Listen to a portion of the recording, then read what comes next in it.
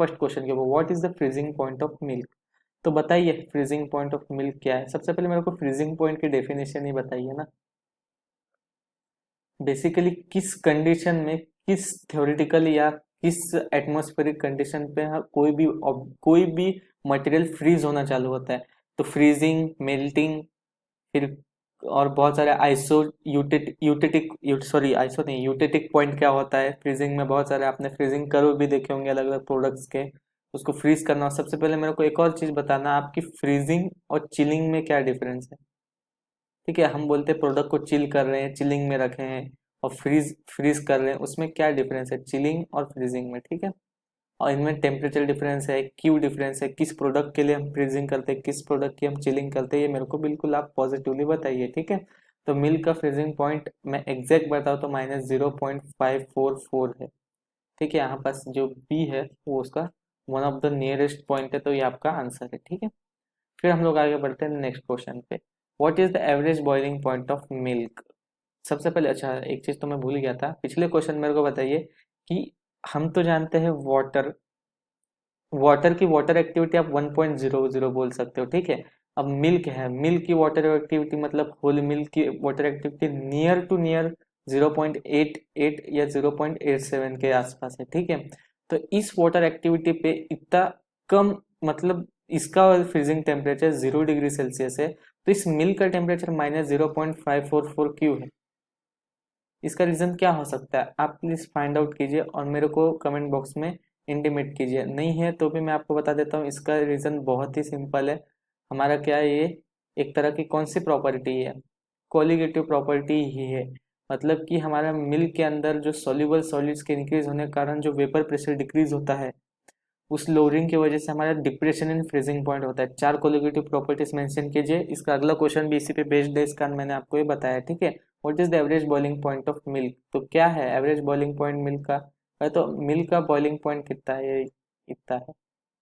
ठीक है, तो ये किस रेंज में आ रहा है, इस रेंज में 100 टू 101 डिग्री सेल्सियस। फिर आगे बढ़ते हैं हम नेक्स्ट क्वेश्चन में, what is the average specific gravity of normal whole milk at 16 degree Celsius.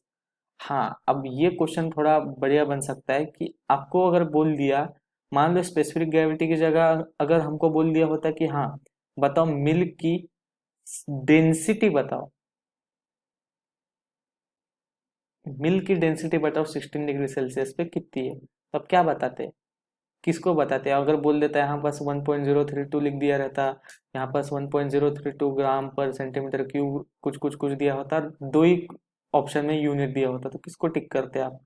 क्योंकि आपको आपको पता होना चाहिए डेंसिटी एंड स्पेसिफिक ग्रेविटी के बीच में कोरिलेशन क्या है। ठीक है, उन दोनों के बीच में क्या रिलेशन है ये आपको जस्टिफाई करना होगा, उसके बाद आप बता सकते हो। तो होल मिल्क की, नॉर्मल होल मिल्क की कितनी होती है 16 डिग्री सेल्सियस पे, 1.032। बाकी इसकी रेंज डिफाइंड, लेकिन हम बेसिकली जब कैलकुलेशंस वगैरह करते हैं इंडस्ट्रियल लेवल्स पे वगैरह, जितने भी हमारे इक्विपमेंट, जैसे कि आप मेरे को एक बहुत बेसिक चीज़ है, बहुत लोगों को पता नहीं होती कि हमारा जो वेइंग, मिल्क का वेइंग बैलेंस है। ठीक है, मिल्क आप रिसीव करते हो कोई भी उस पे, तो मिल्क वेइंग बैलेंस में आप मिल्क को केजी में कलेक्ट करते हो या लीटर में कलेक्ट करते हो, ये कंसेप्ट बहुत ही इंपॉर्टेंट है। सबसे पहले आप बेसिक से शुरुआत कीजिए, बेसिक आपका core level mathematics, physics, science जो भी पढ़े हो 8वीं 10वीं में, उससे आप मेरे को बताइए डेंसिटी का फॉर्मूला क्या होता है, मास अपॉन वॉल्यूम। ठीक है, तो मिल्क को हम लोग केजी में कलेक्ट करेंगे या लीटर में कलेक्ट करेंगे, आप मेरे को बताइए। तो इसमें क्या रिलेशन होगा, अगर मैं केजी में ले लिया मिल्क तो उसका प्राइस क्या होगा, लीटर में क्या ले लिया तो किसका ज़्यादा होगा, अगर मैंने 1 लीटर मिल्क लिया तो कितना केजी होगा, मेरे को ये बताइए। और उसमें आप इस फैक्टर को ही कंसिडर कीजिएगा 1.032। ठीक है, और ये चीज़ आपको पता चलेगी जब आप एक सोफिस्टिकेटेड डेयरी में न जाके आप छोटे से कोई भी मिल्क कलेक्शन सेंटर पे जाके देखोगे ना, तो आपको ये चीज़ नोटिस करने को मिलेगी केजी में लेना है या लीटर में लेना है। ठीक है, तो ये इसका इसका एक मैं बोल सकता हूँ, एक तरह से इसको हम लोग बोल सकते हैं कि इसका यूजेज है, मतलब स्पेसिफिक ग्रेविटी और डेंसिटी का सिग्निफिकेंस ये है कि हमको क्यों पढ़ना चाहिए, ये चीज़ें हमको क्यों पता होना चाहिए, डेंसिटी और स्पेसिफिक ग्रेविटी में क्या डिफरेंस है। हाइड्रोमीटर जो होता है वो डेंसिटी कैलकुलेट करता है या नहीं, आपको ये भी पता होना चाहिए। डेंसिटी मेजरिंग इक्विपमेंट्स कौन से, स्पेसिफिक ग्रेविटी मेजरिंग इक्विपमेंट कौन से, ये आपको पता होना चाहिए। ठीक है, फिर हम लोग जाते हैं नेक्स्ट। तो आंसर भी हमारा करेक्ट है। फिर आते हैं homogenization temperature applied to milk, यहाँ लिखना चाहिए था applied to milk is normally is homogenization temperature applied to milk normally is, तो मिल्क सिर्फ रखते हैं, ठीक है। होमोजेनाइजेशन टेम्परेचर का सबसे पहले तो मेरे को बताइए कि होमोजेनाइजेशन क्या होता है और किन किन प्रोडक्ट्स का हम लोग होमोजेनाइजेशन करते हैं। होमोजेनाइजेशन के की एस्पेक्ट्स क्या है, की एस्पेक्ट्स मतलब क्यों हम लोग किस किस प्रॉपर्टीज की मिल्क किस किस प्रॉपर्टीज को हम लोग इम्प्रूव, टेक्सचरल प्रॉपर्टीज, मिल्क तो लिक्विड है उसमें क्या टेक्सचरल प्रॉपर्टीज होंगे, लेकिन कंसिस्टेंसी में क्या फर्क आता है, विस्कोसिटी में क्या फर्क आता है, होमोजेनाइजेशन के ड्रॉबैक्स क्या है, एडवांटेजेस क्या है, क्यों कैसे ये चलन में आया, क्योंकि होमोजेनाइजेशन सिर्फ मेरे ख्याल से डेयरी इंडस्ट्री में सिग्निफिकेंट नहीं है। होमोजेनाइजेशन बहुत सारे बेवरेजेस इंडस्ट्री में हो गया जहाँ पर थिक कंसिस्टेंसी वाले प्रोडक्ट्स बनते हैं, फ्रोजन इंडस्ट्री हो गई हमारी, फिर बहुत सारी चीज़ों में होमोजेनाइजेशन का सिग्निफिकेंस है। तो मिल्क मिल्क के लिए तो हम लोग मेरे ख्याल से 62-65 के आसपास तो रहता ही है बेसिकली। और आपको ना यार इसका अगर आपको ओवरव्यू लेना है ना, बेसिकली आपको एकदम क्लियर इमेज देखनी है पाश्चराइजर की कैसा होता है, तो आपको एक बुक पता होगी, आपको बहुत फेमस बुक है फूड इंडस्ट्री में, introduction to food engineering by R Paul Singh. एक बहुत अच्छी बुक है, वहां पर उन्होंने बहुत अच्छे से समझाया है कि सॉरी, कि कैसे हम लोग होमोजेनाइजेशन या हो या कोई सा भी प्रोसेस हो मिल्क इंडस्ट्री में कैसे चलता है, ठीक है। हो सके तो मैं उसकी लिंक आपको डिस्क्रिप्शन में अटैच कर दूंगा, या हमारे टेलीग्राम की लिंक ज्वाइन कर लीजिए, वहां पर से बुक अपलोड हो जाएगी, ठीक है। The membrane filtration level with the smallest pore size, यहाँ पर क्या 0.001 म्यू मीटर, ठीक है, म्यू मीटर इज कॉल्ड। बताइए पोर साइज, सबसे पहले तो मेरे को बताइए micro filtration, nano filtration, ultra filtration और आरओ फिल्ट्रेशन के प्रेशर,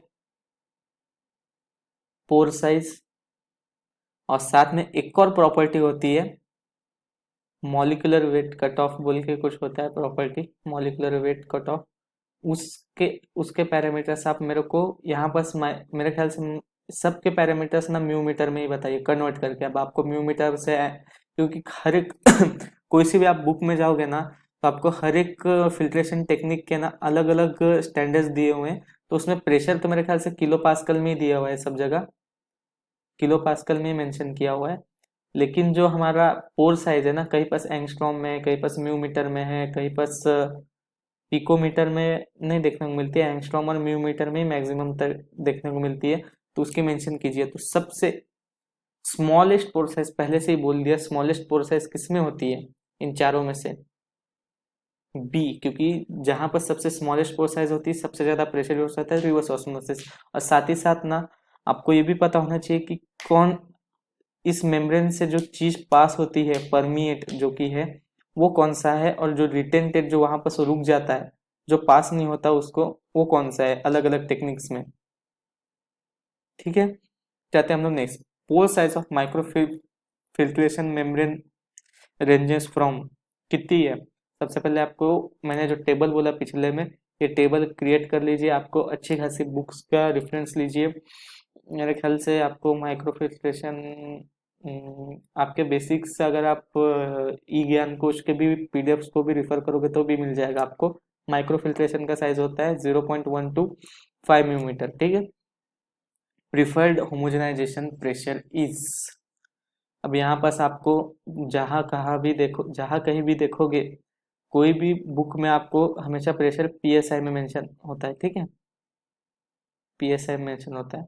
अब आपके यहाँ पास मेगा पास्कल है, ठीक है, तो आपको यूनिट कन्वर्जन पता होना चाहिए, 1 psi is equal to how many pascals, फिर 1 mega pascal is equal to how many pascals, ठीक है। इसको आप बताइए, आपको मैं प्रेशर बता देता हूँ, 10 to 25 मेगा पास्कल होता है, मेगा मतलब 10⁶, ठीक है। फिर आता है हमारा pore size of ultra filtration membrane ranges from, तो मैंने देख अब अभी तो मैंने क्वेश्चन के साथ साथ हमने दो तो पोर साइज देख लिए। आरओ का आरओ का पोर साइज कितना है, 0.00012 0.0 म्यू मीटर, ठीक है। और फिर माइक्रो फिल्ट्रेशन का कितना है, 0.1 टू 5.0 म्यू मीटर। अब क्या यूएफ का और एनएफ का बचा है, तो यूएफ का कितना होता है, देखो इसमें से तो दो ऑप्शन तो रिजेक्ट हो गए, ठीक है। ये वाला एक ऑप्शन रिजेक्ट हो गया और ये वाला एक रिजेक्ट हो गया। अब इन दोनों में से कोई सा एक होगा, तो आप बताइए कौन सा है। तो मेरे ख्याल से 0.1 टू 0.01, तो 0.1 टू 0.01, ठीक है। तो मेम्ब्रेन के हिसाब से आप इसको आप असेंडिंग ऑर्डर में अरेंज तो कर सकते हो अब, ठीक है। देखते हैं हम लोग pore size of nano filtration ranges found, ठीक है। अब नैनो फिल्ट्रेशन का भी आ गया, तो माइक्रो फिल्ट्रेशन का कितना था हमारा, 0.001 टू 0.001। फिर अल्ट्रा फिल्ट्रेशन का था, सॉरी आरओ का था ये, सॉरी। अल्ट्रा फिल्ट्रेशन कितना था, 0.001 टू 0.01। Sorry 0.1 to 0.01। और फिर था हमारा कौन सा, आर ओ हो गया, यूएफ हो गया, एमएफ 0.1 टू 5 म्यू मीटर। तो इसमें नैनो फिल्ट्रेशन का क्या होगा, तो कौन सा होगा इसमें से, सी वाला 0.001 टू 0.01 म्यू मीटर, ठीक है। इससे आपको बेसिक अंडरस्टैंडिंग तो आ गई होगी कि आपको यूनिट्स में भी खिलाया जा सकता है। आपने नैनो फिल्ट्रेशन का हमेशा साइज एंगस्ट्रॉम में पढ़ा होगा, तो आपको यूनिट कन्वर्जन करना भी आना चाहिए। For size of ranges from, वही सेम क्वेश्चन है, ठीक है। फिर आते हैं हम लोग, the solution to be concentrated और फ्रैक्शनेटेड इज कॉल्ड एस। ये मेरे ख्याल से हमारा concentration of juices and milk products में से क्वेश्चन है ये, तो हम लोग उसको फीड बोलते हैं, ठीक है। कोई भी चीज़ को हम लोग, कोई भी इक्विपमेंट में इनलेट दे रहे हैं उसका, तो उसको हम लोग फीड बोलते हैं, ठीक है। विच of the following membrane separation technique would be most suitable for dehydration of way in dairy industry. अगर अब इंडस्ट्री में ना कई कई प्रोडक्ट्स कोआगुलेटेड प्रोडक्ट्स होते हैं, ठीक है। तो उसका एग्जांपल है, जैसे कि इंडियन प्रोडक्ट्स बोले तो पनीर, ठीक है, जो कि बहुत सारे अमाउंट में, अगर वर्ल्ड लेवल पे बात करें तो वो है चीज़।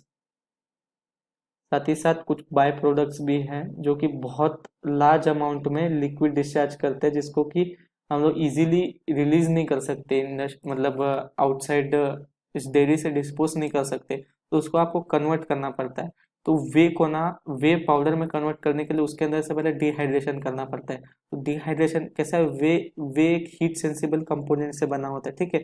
मेजरली उसके अंदर लैक्टोस होता है, लैक्टोस के बाद जो मेजरली कंपाउंड प्रेजेंट होता है उसके अंदर, वो क्या है प्रोटीन जो प्रेजेंट होता है वे प्रोटीन होता है, जो कि हीट सेंसिबल बहुत ज़्यादा होता है, हीट लेबाइल होता है।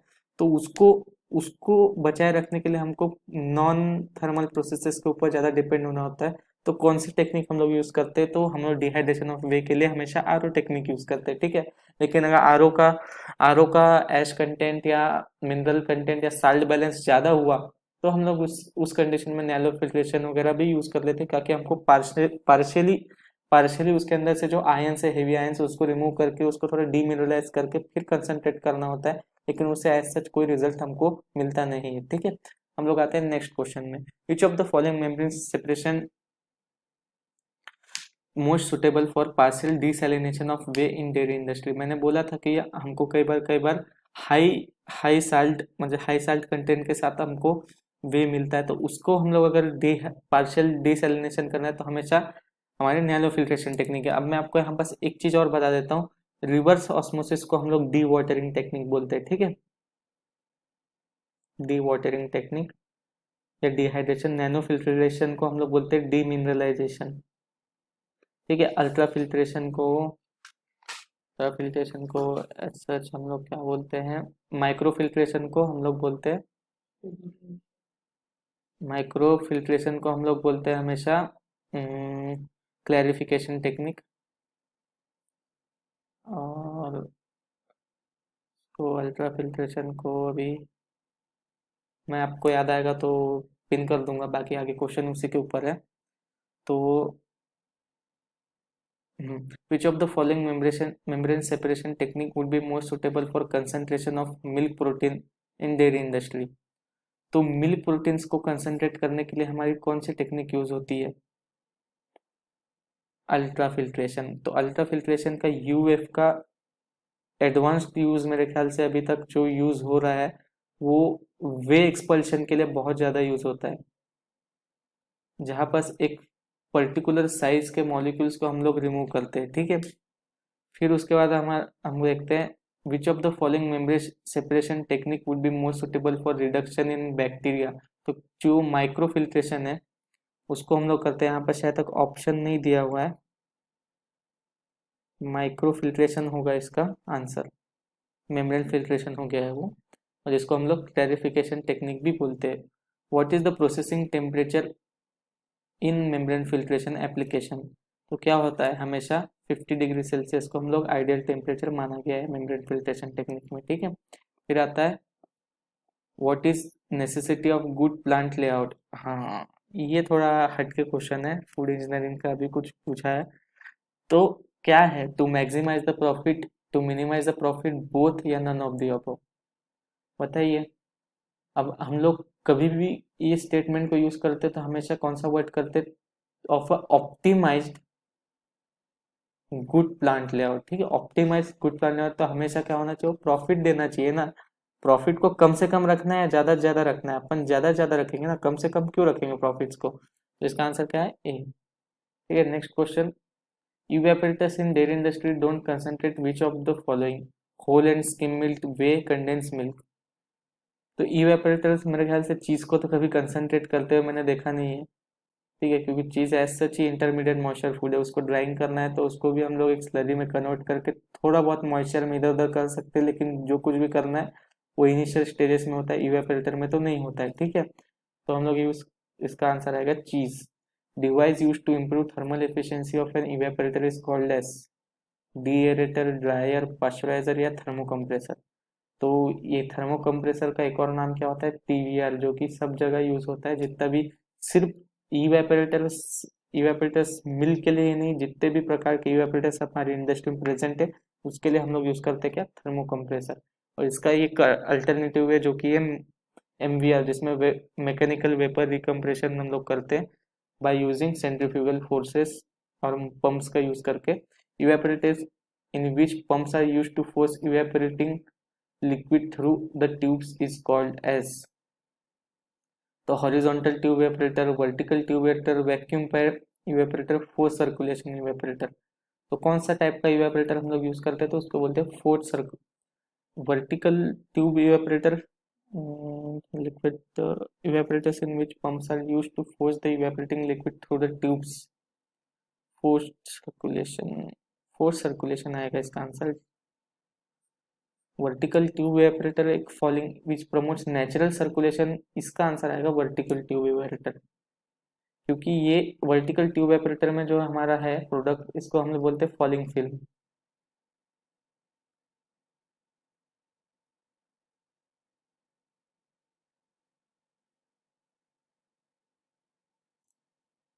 Evaporation in dairy industry is done under, vacuum में किया जाता है हमेशा इवेपोरेशन, उसका रीजन फाइंड आउट कीजिए। और साथ ही साथ ये बताइए कि 45 डिग्री सेल्सियस के नीचे हम लोग मिल्क को क्यों नहीं बॉईल कर सकते?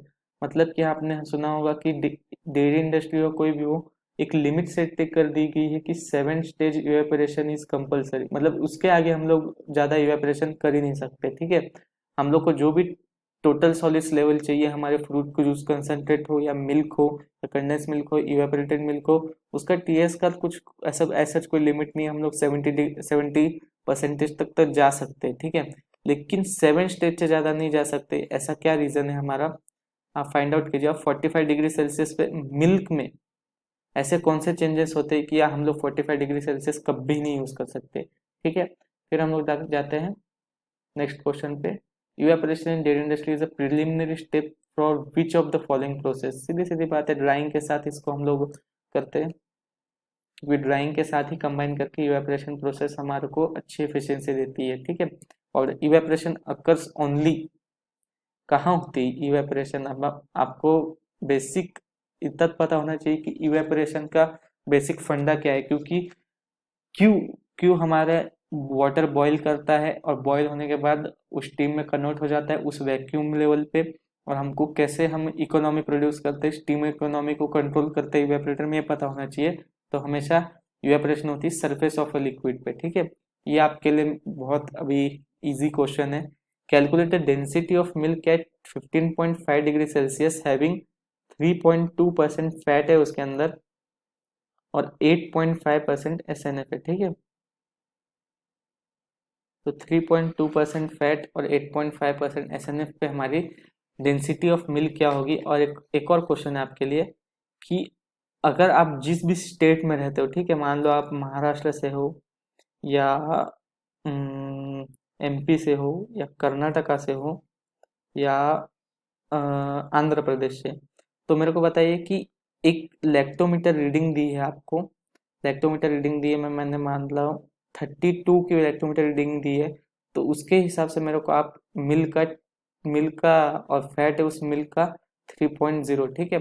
तो उसका मेरे को SNF और TS मेंशन कीजिए, ठीक है, इन स्टेट्स के हिसाब से। क्यों मैंने अलग अलग स्टेट्स के क्यों नेम लिए, इसका रीजन मेरे को मेंशन कीजिए, ठीक है। तो आपका आंसर हमारे कमेंट बॉक्स में डाल दीजिएगा। तो आज का वीडियो ही खत्म हुआ। मैंने सिर्फ एक सारे क्वेश्चन हमने किस किस टॉपिक्स के देखे हैं आज हम लोग, ज़्यादातर क्वेश्चन हमने रिलेटेड देखे हैं, सिर्फ मिल्क से रिलेटेड थोड़े ज़्यादा क्वेश्चन देख लिए हम लोग। मिल्क में भी स्पेसिफिकली देखा जाए तो मेम्ब्रेन प्रोसेसिंग के ऊपर ज़्यादा क्वेश्चन देखे हम लोग ने। तो मेम्ब्रेन प्रोसेसिंग में आपको मैंने बता दिया कि उसका एप्लीकेशन तो आपको बाद में पता करना है, सबसे पहले कौन सी चीज़ पता करनी है, उसकी पोर साइज, ठीक है। पोर साइज के बाद आपको उसका मॉलिक्यूलर वेट कट ऑफ, फिर मॉलिक्यूलर वेट कट ऑफ के बाद फिर टाइप ऑफ मेम्ब्रेन, कौन सी मेम्ब्रेन है, ठीक है। फिर मेम्ब्रेन के बाद में उसका दूसरा नाम क्या है, जैसे मैंने बताया अभी अल्ट्रा फिल्ट्रेशन का आप फाइंड आउट कीजिए उसका नेम क्या होता है। फिर उसके बाद मेम्ब्रेन प्रोसेसिंग में फाउलिंग और फाउलिंग कंट्रोल कैसे किया जाता है इंडस्ट्री में, और साथ ही साथ उसके कैलकुलेशंस कुछ है उसके अंदर, कैलकुलेशंस आपको पता करना है कि प्रेशर कितना रिक्वायर्ड होता है, और अलग अलग टाइप के मेम्ब्रेन्स। और अब इवेपोरेशन देखे हैं हम लोग, अगले अगले लेक्चर, अगले जो क्लास होगी उसके अंदर हम लोग इवेपोरेशन और ड्राइंग के ऊपर और ज़्यादा क्वेश्चन लेने के लिए ट्राई करेंगे। तो हमारे चैनल को सब्सक्राइब कीजिएगा। बाकी सगे जितने भी हमारे सोशल मीडिया लिंक से डिस्क्रिप्शन में पिन किए हुए हैं, हमारे बिल्कुल ऐप को डाउनलोड कीजिए, वहाँ के क्वेश्चन को सॉल्व कीजिए। So thank you so much for watching, bye.